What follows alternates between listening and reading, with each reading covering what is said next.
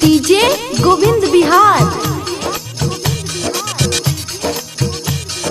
DJ Govind Bihar.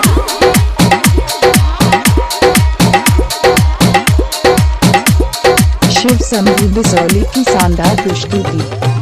तोहरे ही खातिर भोला बाबा कांवर हम सजलिए हो, भोला बाबा कांवर हम सजलिए हो। भोला बाबा कांवरे पर होइयो ना सहाय कांवरिया बड़ा ही लाचार अब छहो।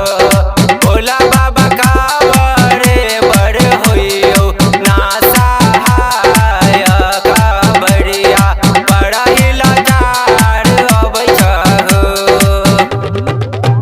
तोहरे ही खातिर भोला बाबा जलबो भरलिए हो, भोला बाबा जलबो भरलिए हो। भोला बाबा जलबे में जइयो ना समाय की जल बड़ ही भारी लागे हो। भोला बाबा जलबे में जइयो ना समाय की जल बड़ ही भारी लागे हो। डीजे गोविंद बिहार। गोविंद बिहार।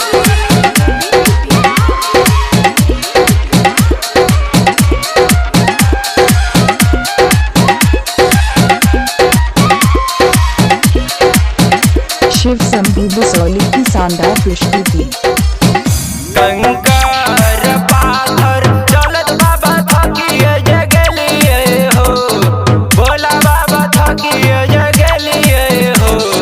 भोला बाबा दर्शन के दियो कनिया कांवरिया बड़ा ही लाचार अब छहो। भोला बाबा दर्शन के दियो कनिया कांवरिया बड़ा ही लाचार अब छहो। शिव शंभू बिसौली की शानदार प्रस्तुति।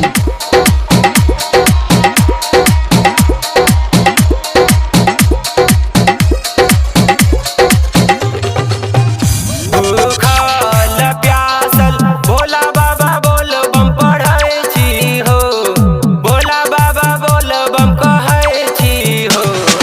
भोला बाबा बम पर होइयो ना सहाय कांवरिया बड़ा ही लाचार अब छहो। भोला बाबा बम पर होइयो ना सहाय कांवरिया बड़ा ही लाचार अब छहो। डीजे गोविंद बिहार।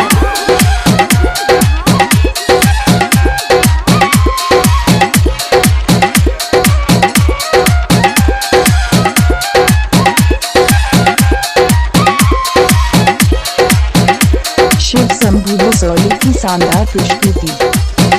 रोहित बाके मुकेश भोला का बड़ सजल के हो, धर्मिंदर का बड़ सजल के हो।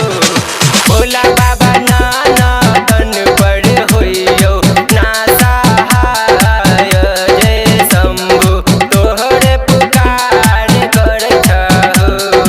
भोला बाबा राजिंदर पर होइयो ना सहाय की राजस तोहरे पुकार कर छहो। रंजीत संजीत विजय बाबा का बड़ सजल गए हो, शंभू बाबा का बड़ सजल गए हो।